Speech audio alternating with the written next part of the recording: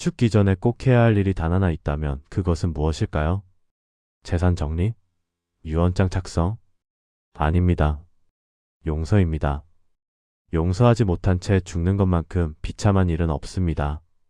30년, 40년, 어쩌면 평생을 원한과 분노를 가슴에 품고 살다가 그 무게를 아는 채 눈을 감는 것 말입니다. 그대 아직도 미안하다 말하지 못한 사람이 있습니까? 아직도 용서하지 못한 사람이 있습니까? 오늘 저는 그대와 함께 인생에서 가장 어렵지만 가장 중요한 이야기를 나누고자 합니다. 용서와 화해에 관한 이야기입니다. 우리에게 남은 시간은 명확하지는 않습니다. 10년? 20년? 아무도 모릅니다. 하지만 한 가지는 확실합니다. 이 앙금을, 이 원한을, 이 미안함을 품고 죽고 싶지는 않다는 것 말입니다. 이제 시작합니다. 일부 용서하지 못한 상처들. 작년 겨울 한 지인이 제게 말했습니다. 아버지가 돌아가신 지 20년이 됐는데 아직도 꿈에 나타나요. 매번 같은 꿈이에요. 아버지가 뭔가 말하려고 입을 여는데 제가 돌아서서 가버리는 꿈이요. 그는 70대 초반입니다. 평생을 아버지를 원망하며 살았습니다. 어린 시절 아버지는 술만 마시면 폭력적이었습니다. 어머니를 때렸고 자식들에게 소리를 질렀습니다. 돈도 제대로 벌어오지 않았습니다. 그래서 그는 다짐했습니다. 나는 절대 아버지처럼 살지 않겠다. 그리고 실제로 그는 성공했습니다. 좋은 대학을 나왔고 좋은 직장에 들어갔고 자식들을 잘 키웠습니다. 아버지와는 정반대의 삶을 살았습니다. 하지만 아버지가 임종을 앞두었을 때 그는 병원에 가지 않았습니다. 왜 가야 합니까? 평생 저에게 해준 게 뭐가 있습니까? 아버지는 그렇게 세상을 떠났습니다. 아들의 얼굴을 보지 못한 채로 말입니다. 그리고 20년이 흘렀습니다. 이제 그도 70대가 되었습니다. 건강도 예전 같지 않습니다. 그런데 이상한 일이 일어났습니다. 점점 아버지 생각이 나는 것입니다. 그때 아버지도 힘드셨을까? 아버지도 누군가의 아들이었는데 어떤 상처를 안고 사셨을까? 마지막 순간에 아버지는 무슨 생각을 하셨을까? 후회가 밀려왔습니다. 하지만 이미 늦었습니다. 아버지는 이 세상에 없고 이제 미안합니다. 한마디 할 기회조차 영원히 사라졌습니다. 또 다른 이야기가 있습니다. 두 형제가 있었습니다. 원래는 우애가 좋았습니다.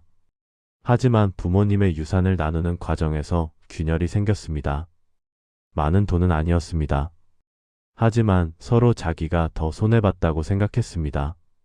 처음에는 형님이 그러시면 안 되죠. 동생이 그런 식이면 섭섭하네 정도였습니다. 하지만 그것이 쌓이고 쌓였습니다.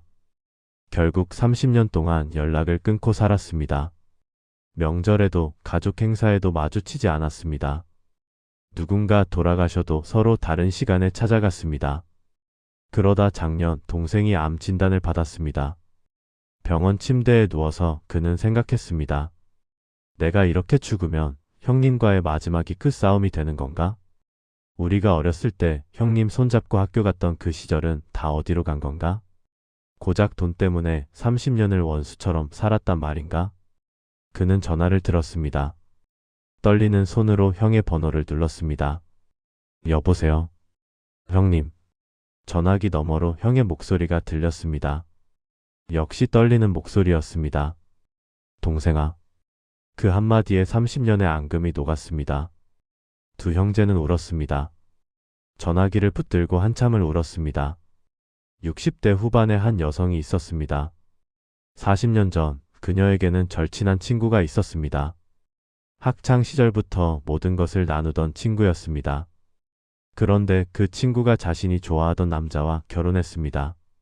물론 친구도 그 남자를 좋아했습니다. 정정당당한 경쟁이었을지도 모릅니다. 하지만 그녀는 배신감을 느꼈습니다. 친구라면 양보해야 하는 거 아니야? 그래서 결혼식에도 가지 않았습니다. 그리고 연락을 끊었습니다. 40년이 흘렀습니다. 최근 우연히 그 친구의 소식을 들었습니다. 남편이 10년 전에 세상을 떠났고 지금은 혼자 산다고 했습니다. 갑자기 미안함이 밀려왔습니다.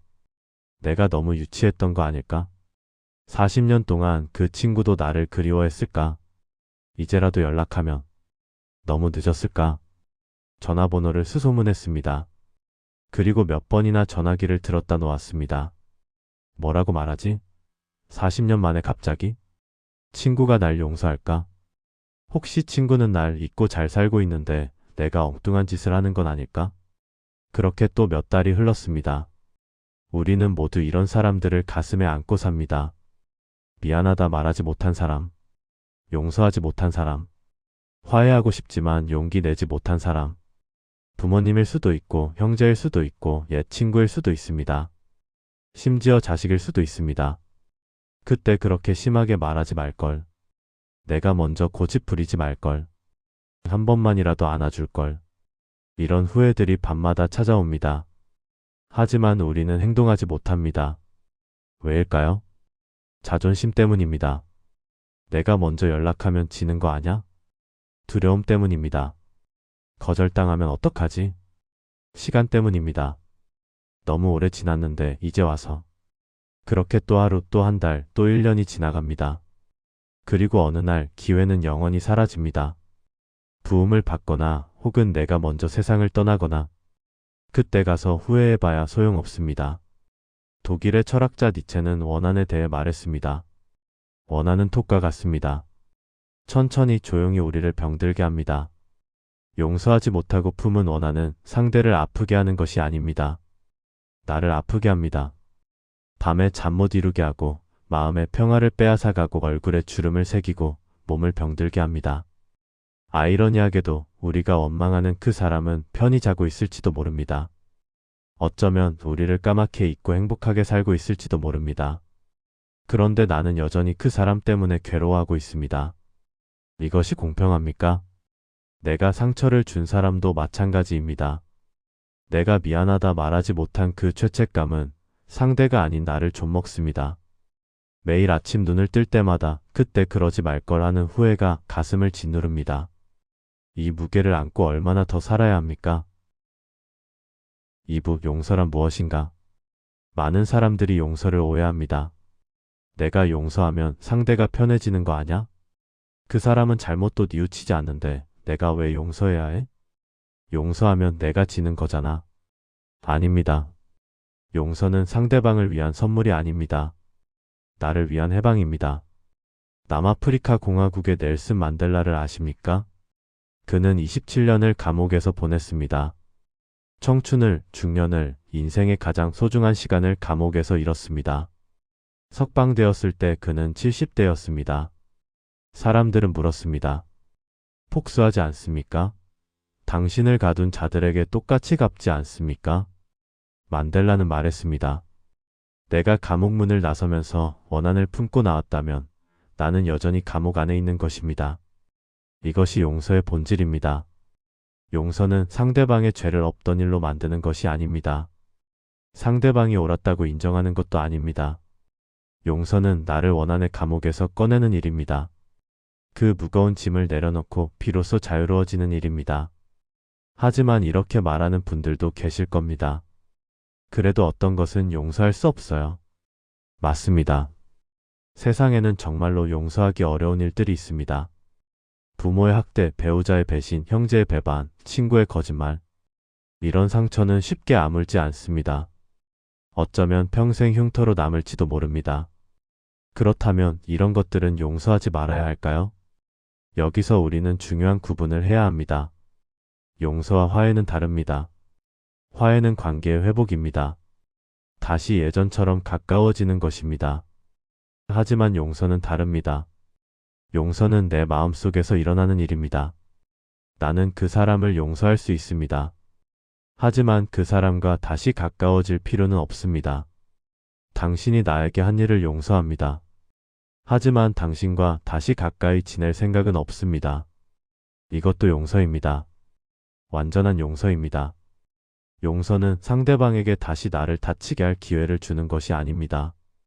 용서는 내가 더 이상 그 일로 고통받지 않기로 결심하는 것입니다. 제2차 세계대전 때 나치의 박해를 피해 미국으로 망명한 유대인 철학자 한나 아렌트. 그녀는 용서의 힘에 대해 깊이 사유했습니다. 아렌트는 말했습니다. 용서 없이는 우리의 행동 능력이 과거의 잘못에 갇혀 제한될 수밖에 없다. 무슨 뜻일까요? 우리가 과거의 상처를 용서하지 못하면 우리는 계속 그 과거에 묶여 있게 됩니다. 아버지를 용서하지 못하면 나는 평생 아버지에게 상처받은 아들로만 살게 됩니다. 친구를 용서하지 못하면 나는 평생 배신당한 사람으로만 살게 됩니다. 그 역할에 갇혀 새로운 나로 나아갈 수 없게 됩니다. 하지만 용서하는 순간 우리는 자유로워집니다. 그래, 그런 일이 있었지. 아팠지. 하지만 이제 나는 그것에 매이지 않아. 나는 새로운 내가 될 거야. 이것이 용서가 주는 해방입니다. 여기서 또 하나 짚고 넘어가야 할 것이 있습니다. 용서한다는 것이 잊는다는 뜻은 아닙니다. 어떤 분들은 이렇게 생각합니다. 용서했으면 다 잊어야지. 왜 자꾸 그 일을 떠올려? 아닙니다. 용서와 망각은 다릅니다. 상처를 잊으려고 애쓸 필요는 없습니다. 기억은 남을 수 있습니다. 아니, 남아야 합니다. 왜냐하면 그 기억이 나를 배운 사람으로 만들기 때문입니다. 아, 이런 사람은 조심해야겠구나. 이런 상황에서는 이렇게 대처하면 안 되겠구나. 나는 다른 사람에게 이런 상처를 주지 말아야겠구나. 상처의 기억은 지혜가 될 수 있습니다. 다만 그 기억이 더 이상 나를 아프게 하지 않는 것. 그것이 용서입니다. 예전에는 그 일을 떠올리면 가슴이 찢어지듯 아팠다면 용서한 후에는 이렇게 생각할 수 있습니다. 그래, 그런 일이 있었지. 많이 아팠어. 하지만 이제는 괜찮아. 시간이 약이다라는 말이 있습니다. 절반은 맞고 절반은 틀립니다. 시간은 상처를 무디게 만들 수는 있습니다. 하지만 치유하지는 못합니다. 20년이 지나도 30년이 지나도 용서하지 않은 상처는 여전히 거기 있습니다. 앞에서 말한 70대 남성, 아버지가 돌아가신 지 20년이 지났지만 여전히 꿈에 나타나지 않습니까? 30년 동안 연락하지 않은 형제, 30년이라는 시간이 그 앙금을 없앴습니까? 오히려 더 깊어지지 않았습니까? 시간은 상처를 감춰줄 수는 있습니다. 하지만 없애주지는 못합니다. 진짜 치유는 용서라는 결단에서 옵니다. 나는 이제 이것을 내려놓기로 한다. 이 결단이 있어야 시간이 비로소 약이 됩니다. 동양 철학, 특히 불교에서는 자비를 말합니다. 자비란 무엇입니까? 자는 즐거움을 주는 것이고 비는 괴로움을 덜어주는 것입니다. 그런데 불교는 말합니다. 진정한 자비는 나 자신에게서 시작된다고. 나를 용서하지 못하면 남도 용서할 수 없습니다. 나에게 자비롭지 못하면 남에게도 자비로울 수 없습니다. 우리는 흔히 남을 용서하는 것만 생각합니다. 하지만 진짜 어려운 것은 나 자신을 용서하는 것입니다. 왜 그때 그렇게 했을까? 내가 조금만 더 잘했더라면 나 때문에 그 사람이 힘들었을 텐데. 이런 자책이 때로는 남에 대한 원망보다 더 우리를 괴롭힙니다. 하지만 생각해 보십시오.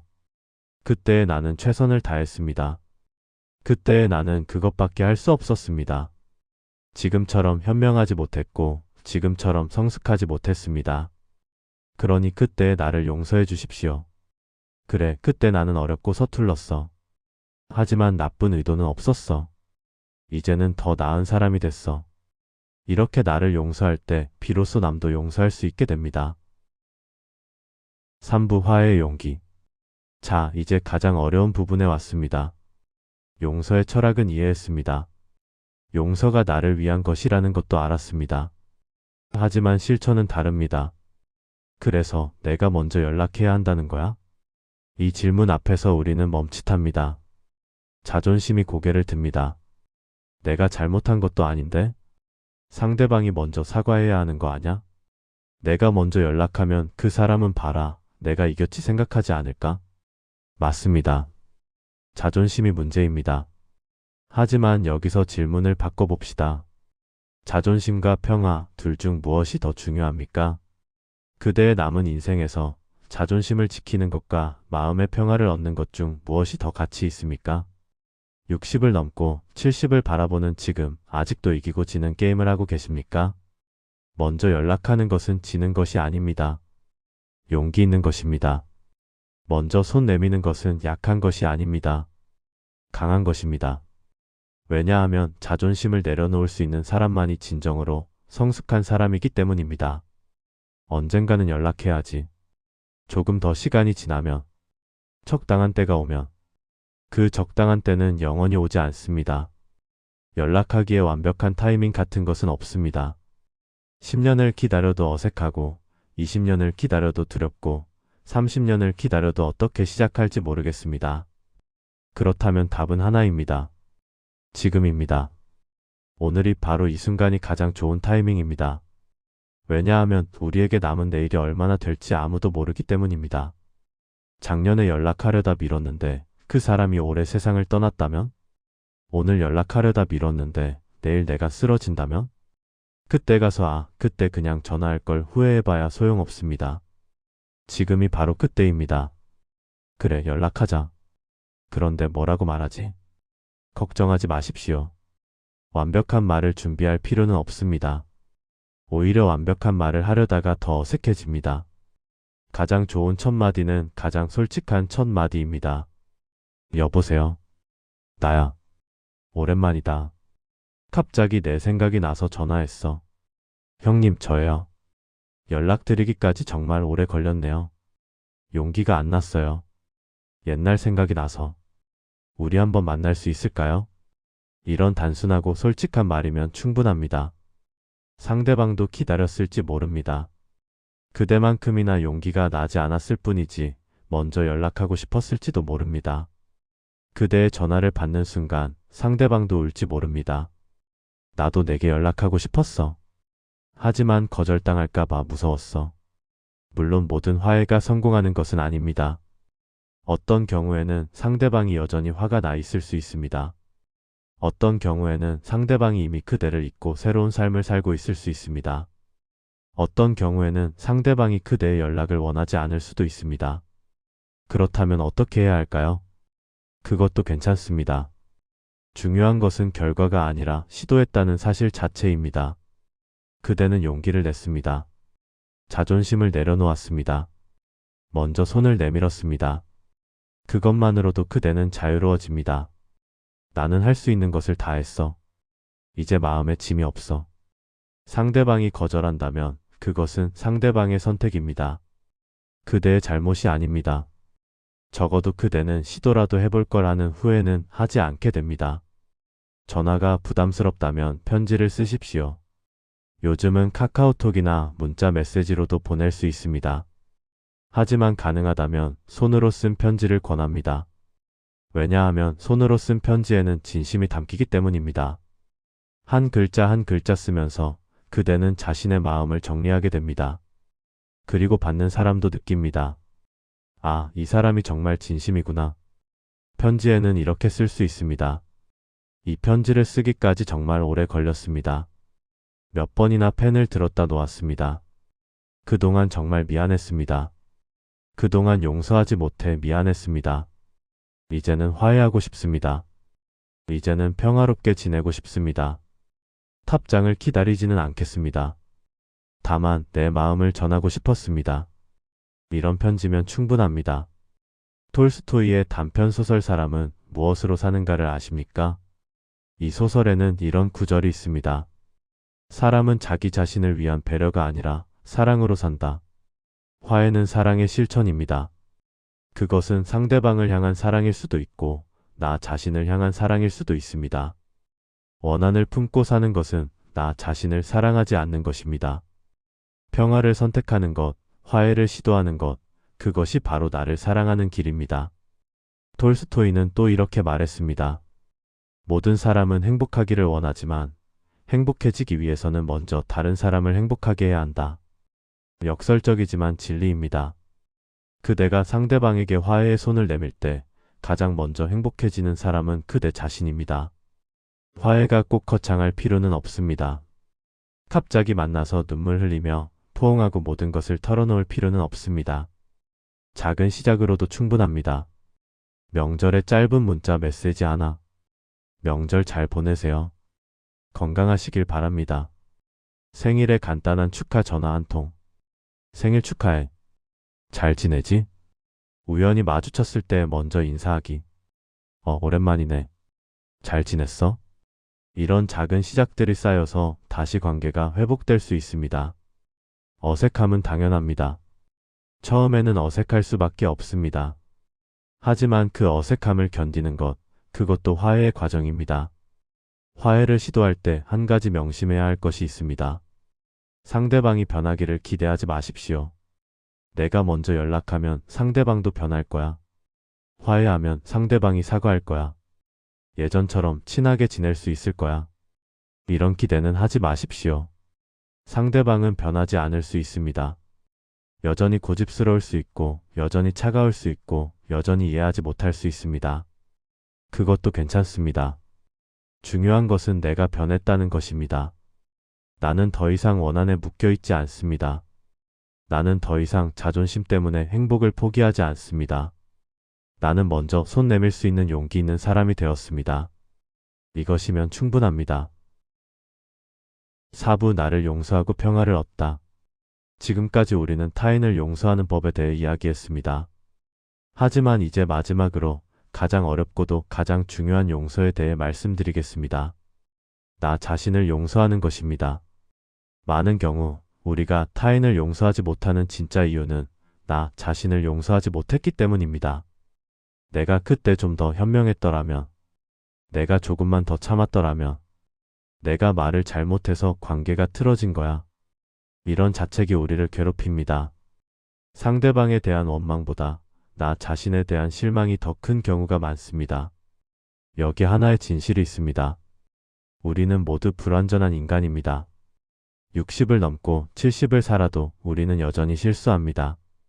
말을 잘못하기도 하고, 판단을 그르치기도 하고, 감정을 조절하지 못하기도 합니다. 그것이 인간입니다. 그런데 우리는 왜 자신에게만 완벽을 요구합니까? 남들에게는 사람이 그럴 수도 있지 하면서 왜 나 자신에게만 그러면 안 되는데 하며 채찍질합니까? 지금 이 순간 그대 자신에게 말해 주십시오. 그래, 나는 완벽하지 않아. 실수도 많이 했어. 후회되는 일도 많아. 하지만 그때의 나는 최선을 다했어. 그때의 내가 할 수 있는 최선이었어. 이제는 나를 용서하자. 이제는 나를 내려놓자. 자기 용서와 자기 연민은 다릅니다. 자기 연민은 나는 불쌍해. 나는 피해자야 하며 스스로를 약자로 규정하는 것입니다. 하지만 자기 자비는 다릅니다. 자기 자비는 나는 불완전하지만 그래도 괜찮아. 나는 계속 성장하고 있어 하며 스스로를 받아들이는 것입니다. 불교에서 말하는 자애가 바로 이것입니다. 나 자신에게 친구처럼 대하는 것. 나 자신에게 부모가 자식에게 하듯 다정하게 대하는 것. 힘들었지? 많이 아팠지? 그래도 잘 버텨왔어. 이제는 쉬어도 돼. 이렇게 나 자신에게 말할 수 있을 때 비로소 진정한 평화가 옵니다. 구체적인 실천법을 하나 드리겠습니다. 21일 용서 명상입니다. 매일 저녁 잠들기 전 10분만 투자하십시오. 조용한 곳에 편안하게 앉습니다. 눈을 감습니다. 그리고 천천히 호흡하면서 이렇게 말합니다. 1주차 나를 용서하기. 나는 나 자신을 용서합니다. 내가 한 모든 실수를 용서합니다. 내가 상처 준 모든 사람들에게 미안합니다. 하지만 나는 나를 용서합니다. 2주차 타인을 용서하기. 나에게 상처 준 모든 사람을 용서합니다. 의도했든 의도하지 않았든 나는 그들을 용서합니다. 나는 더 이상 그 원한에 묶여 있지 않습니다. 3주차 평화를 받아들이기. 나는 평화를 선택합니다. 나는 자유를 선택합니다. 나는 사랑을 선택합니다. 나는 이제 가벼워집니다. 처음에는 말만 하는 것처럼 느껴질 수 있습니다. 하지만 21일을 꾸준히 하면 변화가 느껴집니다. 가슴이 조금씩 가벼워지고 잠이 깊어지고 아침이 평화로워집니다.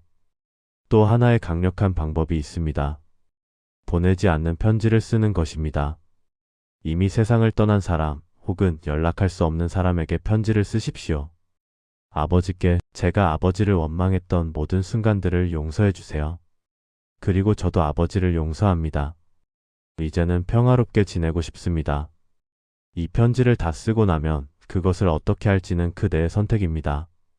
태워버릴 수도 있고 무덤에 가져갈 수도 있고 그냥 서랍에 보관할 수도 있습니다. 중요한 것은 쓰는 행위 자체입니다. 글로 쓰는 순간 마음속 깊이 묻혀있던 감정들이 밖으로 나옵니다. 그리고 그것을 보내는 상상을 하는 순간 무언가가 해소됩니다. 때로는 우리가 자식에게 사과해야 할 때도 있습니다. 엄마가 너한테 너무 엄했지? 미안해. 아빠가 바빠서 많이 놀아주지 못했지? 미안하다. 이런 말을 하기가 쉽지 않습니다. 부모의 권위가 무너질 것 같고 약해 보일 것 같습니다. 하지만 아닙니다. 진심으로 사과할 수 있는 부모가 진짜 강한 부모입니다. 자식도 알고 있습니다. 부모도 불완전한 인간이라는 것을. 하지만 부모가 먼저 미안하다고 말해주면 자식도 비로소 마음을 열 수 있습니다. 괜찮아요, 엄마. 엄마도 힘드셨잖아요. 이런 대화가 오갈 때 진짜 화해가 일어납니다. 모든 용서가 끝나고 모든 화해가 이루어지면 무엇이 남습니까? 평화가 남습니다. 가슴 깊은 곳에서 올라오는 고요한 평화 말입니다. 더 이상 밤에 뒤척이지 않습니다. 더 이상 누군가를 원망하지 않습니다. 더 이상 자책하지 않습니다. 그저 고요합니다. 편안합니다. 자유롭습니다. 이것이 바로 우리가 평생 찾아 헤매던 것입니다. 돈도 명예도 성공도 주지 못했던 것. 오직 용서만이 줄 수 있는 선물입니다. 많은 사람들이 유언장을 씁니다. 내가 죽으면 재산은 이렇게 나눠라. 내 장례식은 이렇게 해라. 물론 중요합니다. 하지만 그것보다 더 중요한 유산이 있습니다. 화해의 유산입니다. 내가 죽기 전에 용서하지 못한 사람이 없도록.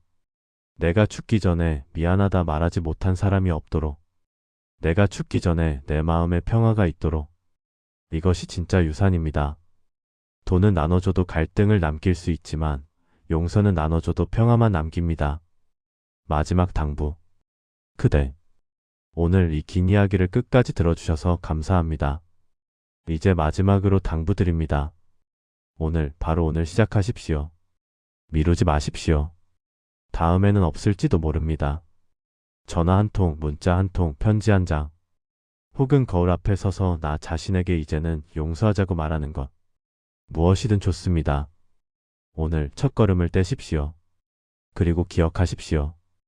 용서는 상대방을 위한 것이 아니라 나를 위한 것입니다. 용서는 약함이 아니라 강함입니다.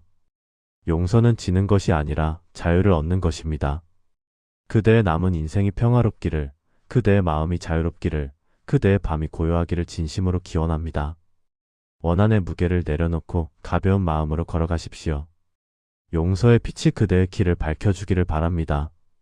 감사합니다.